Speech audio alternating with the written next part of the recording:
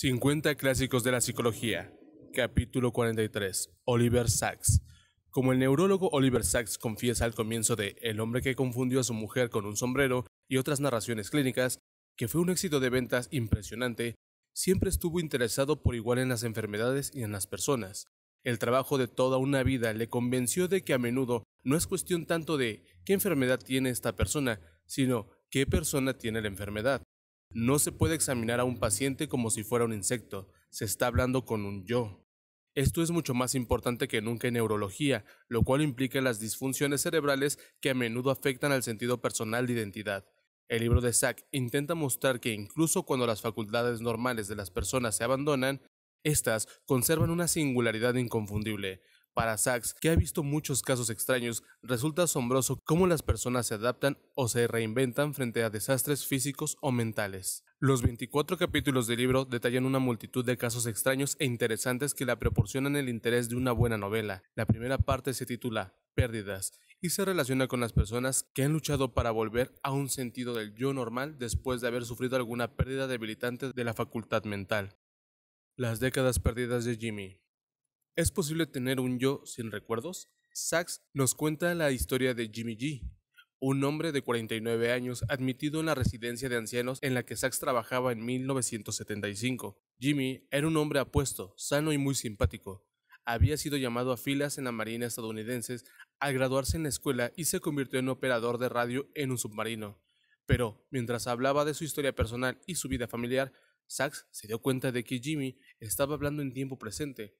Le preguntó a Jimmy qué año era, y su respuesta fue 1945, por supuesto. Para Jimmy, la guerra se había ganado. Truman era presidente y él tenía muchas ganas de ir a la universidad. Creía que tenía 19 años. Sacks salió un momento de la habitación y cuando volvió 2 minutos más tarde, Jimmy parecía no tener ni idea de quién era. Era como si su entrevista nunca hubiera tenido lugar. Jimmy estaba viviendo en un presente permanente, ya que su memoria a largo plazo se había detenido en 1945. Gracias a su talento para las ciencias, no le costaba resolver complejos problemas, pero parecía preocupado por lo que parecían ser cambios importantes en el mundo que le rodeaba. No podía negar que el hombre que veía en el espejo tenía 40 años bien entrados, pero no era capaz de explicarlo. Sack contó en sus notas que este paciente vivía sin pasado ni futuro, atascado en un momento constantemente cambiante, sin sentido. Diagnosticó su estado como síndrome de Korsakoff, un tipo de daño cerebral causado por el alcohol. Esto afecta la memoria, aunque el resto de las experiencias cerebrales no cambian. Sacks localizó al hermano de Jimmy, quien observó que Jimmy había abandonado la marina en 1965 y sin la estabilidad que éste le proporcionaba, se dio a la bebida. Por alguna razón había sufrido amnesia retrógrada, retrocediendo a 1945.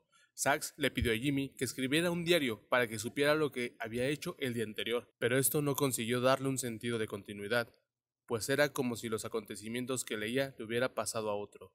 Jimmy parecía haber perdido el alma, algo fundamental en lo que entendemos por yo estaba ausente. Sacks preguntó a las monjas de la residencia si creían que Jimmy había perdido su alma. Más bien ofendidas, le respondieron que observaban a Jimmy cuando estaba en la capilla. Cuando Sacks fue a observarle allí, era un Jimmy diferente. Parecía perdido en el acto de adoración y el ritual de la misa. De algún modo, estaba más concentrado que antes.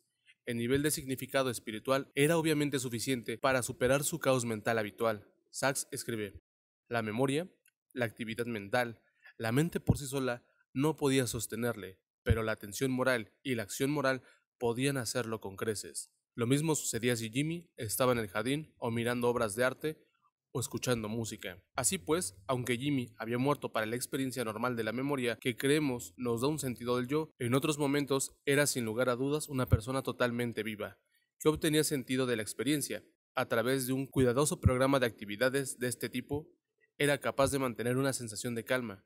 Había todavía alguna parte de él, sea un alma o un yo, que había hallado una manera de existir a pesar de la enfermedad. El yo frente al de Tourette. La segunda parte de El hombre que confundió a su mujer con un sombrero se titula Excesos. Los casos analizados tienen que ver no con una pérdida, sino con una superabundancia de determinadas funciones. vuelos de la fantasía, percepción exagerada, euforia irracional, manías. Estos hiperestados realmente dan a las personas afectadas un sentido acentuado de la vida que la normalidad no les ofrece. Si bien técnicamente están enfermos, tales condiciones dan a los sujetos un sentimiento de gran bienestar y ganas de vivir, aunque en el fondo de su mente está el sentimiento de que no puede durar. Las funciones se funden con la identidad de la persona, de modo que pueden no querer curarse. Un ejemplo de exceso neurológico es un síndrome descrito por primera vez en 1885, Gilles de la Tourette. Fue discípulo del neurólogo pionero Charcot, como lo fue también Freud, y registró un estado de tics, movimientos extravagantes, palabrotas e insultos, ruidos extraños, humor disparatado y extrañas compulsiones. Había diferentes grados del síndrome y se manifestaba de manera distinta en cada uno de lo que lo padecía, desde una modalidad benigna hasta una violenta. A causa de su inexplicable rareza y su ocurrencia relativamente escasa, el síndrome de Tourette fue olvidado casi por completo en la comunidad médica. Ahora bien, tal estado nunca desapareció y en los años 70 se creó una asociación del síndrome de Tourette que llegó a tener miles de miembros. La investigación confirmó la creencia inicial de Gilles de la Tourette respecto a la naturaleza cerebral del trastorno, centrándose concretamente en el cerebro antiguo, la parte más primitiva del cerebro humano, que abarca el tálamo, el hipotálamo, el sistema límbico y la amígdala, las áreas que rigen aquellos instintos que en conjunto forman la personalidad básica. Los afectados por el síndrome de Tourette tenían en su cerebro una cantidad de transmisores estimulantes superior a la normal, especialmente dopamina. Las personas con Parkinson tienen una falta de dopamina. Pueden ser tratadas con Haldol, que contrarresta el exceso. Pero el síndrome de Tourette no es solamente un asunto de química cerebral, pues hay momentos, como al cantar, bailar o representar, que los afectados pierden sus tics y sus conductas habituales. En tales casos, observa Sachs, el yo de la persona parece superar al eso de su estado. Las personas normales suponen que ellos poseen sus percepciones, reacciones y movimientos, así que es fácil tener un sentido fuerte de yo. Los afectados por este síndrome son constantemente bombardeados por impulsos incontrolables, hasta el punto de que resulta sorprendente que su ego pueda arreglárselas para mantener un sentido del yo. Algunas personas, observa Sachs, son capaces de asumir el síndrome e incorporarlo a su personalidad. Incluso el hacer uso de él aumenta la velocidad de su pensamiento. Otros simplemente son poseídos por él. Ray, un joven de 24 años, acudió a Sachs con una versión bastante extrema del síndrome de Tourette. Cada pocos segundos tenía un tic convulsivo que aterrorizaba a todo el mundo, menos a los que lo conocían bien. Con gran inteligencia, ingenio, humor y buen carácter, Ray había pasado por la escuela y la universidad, e incluso se había casado. Había conseguido trabajos, pero había sido despedido de todos ellos por su conducta, que era agresiva e incluía el ir soltando palabrotas. En su caso, dicho síndrome era un intruso súbito, y él hizo todo lo que pudo por integrarlo en su papel de batería de un grupo de jazz los fines de semana, produciendo a veces solos de batería desenfrenados. El único momento en que se veía libre de este estado era mientras dormía, justo después de tener relaciones sexuales o al enfrascarse en alguna tarea. Ray estaba dispuesto a tomar Haldol, pero le preocupaba pensar qué quedaría de él si sus tics desaparecieran. Al fin y al cabo, había estado así desde los 4 años. Cuando el fármaco comenzó a funcionar, Ray tuvo que enfrentarse a sí mismo como si se tratase de una persona distinta. Durante la semana, en el trabajo, el medicamento le permitía permanecer discreto, sin tics, incluso apagado. Pero como perdía su viejo yo intenso y convulsivo, acelerado, el único yo que había conocido, eligió no tomar el medicamento durante el fin de semana, para poder ser Ray, el gracioso y lleno de tics, como se llamaba a sí mismo. En este caso, ¿cuál era el verdadero yo de Ray? Sachs no ofrece una respuesta, pero muestra la historia como ejemplo de flexibilidad de espíritu. Siempre hay algún yo que intenta afirmarse, incluso frente a un eso extremo que puede dominarnos. El telar encantado. Sachs señala cómo nuestro modelo actual de comprender el cerebro se basa en el ordenador, pero pregunta, ¿pueden los algoritmos y los programas explicar la riqueza con que experimentamos la realidad? Por ejemplo, en su dimensión artística, teatral, musical, ¿cómo reconciliamos la idea de recuerdos conservados en el fondo del ordenador cerebral y la reminiscencia del tipo expresado por Proust y otros grandes escritores en obras literarias? Sin duda, el ser humano no es solo una máquina pensante, sino un ser que vive a través de la significatividad de la experiencia, teniendo una representación icónica de la realidad que implica el sentido vívido de las cosas. su totalidad. El psicólogo inglés Charles Sherrington imaginaba el cerebro como un telar encantado, que tejía constantemente patrones de sentido. Esta analogía, sugiere Sachs, sin duda es más afortunada que la del ordenador a la hora de explicar la naturaleza tan personal de la experiencia y el modo en que se logra significado a lo largo del tiempo. Su propia analogía para comprender el cerebro es en términos de textos y partituras. Nuestras vidas son semejantes a un texto que cobra sentido a medida que avanzamos en su lectura, o quizás una partitura de música, en la que sucede lo mismo.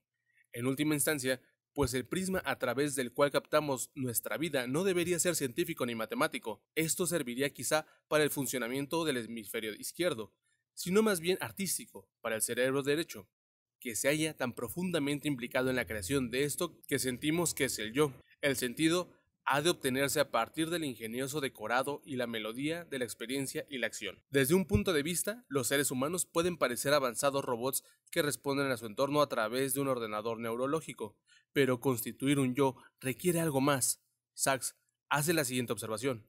La ciencia empírica no tiene en cuenta el alma ni lo que constituye y determina el ser personal. Es lo que sus pacientes intentaban recuperar o retener frente a un invasor. Comentarios finales. Solo cuando algo va mal neurológicamente nos damos cuenta de cómo damos por supuesto el esfuerzo que cuesta mantener el sentimiento de ser un ente autónomo, siempre con el control. Somos un milagro de integración, dice Sachs, y a menudo menospreciamos lo fuerte que es la voluntad del yo para afirmarse frente a las fuerzas de desintegración tales como el daño neurológico o la enfermedad. Si el cerebro fuera simplemente como un ordenador, no podría recuperarse a sí mismo desde el umbral del caos hasta restablecer una sensación de significado e independencia. Más que simplemente una operación eficiente, la mente humana lucha por una sensación de completitud e intenta crear significado a partir de sensaciones y experiencias aleatorias. Un cuadro o una sinfonía no son solo pinturas al óleo o sonidos musicales, son sentido. Del mismo modo, a lo largo de una vida, los seres humanos llegan a ser algo más grande de la suma de sus partes. Cuando una persona muere, no lloramos su pérdida porque fuera un buen cuerpo, sino porque representaba un cierto sentido. Sobre esto es sobre lo que escribe Sachs, el yo indefinido, el yo consentido, el yo valioso. Oliver Sacks. Nacido en Londres en 1933, de padres médicos, Sachs obtuvo una licenciatura en medicina de la Universidad de Oxford, al trasladarse a los Estados Unidos en los años 60. Fue médico interino en San Francisco y residente en la Universidad de California, Los Ángeles. Se estableció en Nueva York en 1965 y su trabajo en los años 60 tratando a víctimas de enfermedad del sueño en el Hospital Abraham Beth en el Bronx es bien conocido. Los trató con un medicamento entonces experimental, L-Dopa, que a muchos les permitió volver a la vida normal. Los experimentos se convirtieron en el tema de su libro Despertares, 1973, que inspiró la obra de Harold Pinter, Una especie de Alaska, y la película de Hollywood, Despertares, protagonizado por Robert De Niro y Robbie Williams. Además de tener una consulta privada, Sachs es profesor de neurología en la Facultad de Medicina Albert Einstein y profesor adjunto de neurología en la Escuela de Medicina de la Universidad de Nueva York. Es también neurólogo, asesor en la orden religiosa de las Hermanas de los Pobres. Ha recibido muchos doctorados honoríficos. Otros de sus libros son Viendo Voces, Un viaje al mundo de los sordos, 1990, Un antropólogo en Marte, 1995, La isla de los ciegos a colores, 1996, y El tío tungsteno, Memorias de una niñez química, 2001. 2004. ¿Por qué más es menos? A diferencia de otras emociones negativas, rabia, tristeza, decepción, incluso pena, lo que resulta tan difícil en el caso del remordimiento es el sentimiento de que el lamentable estado de cosas se podía haber evitado y que podía haberlo evitado uno mismo, tan solo con haber elegido de manera distinta. Después de millones de años de supervivencia basados en distinciones sencillas, podría suceder que biológicamente no estemos preparados para el número de lecciones a las que tenemos que hacer frente en el mundo moderno.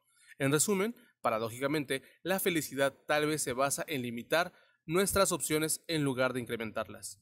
Obras relacionadas: Daniel Gilbert, Tropezar con la felicidad; Martin Seligman, La auténtica felicidad. Bueno, gracias por escuchar el audio. Suscríbanse, denle like y activen la campana. Vendrán cosas mejores.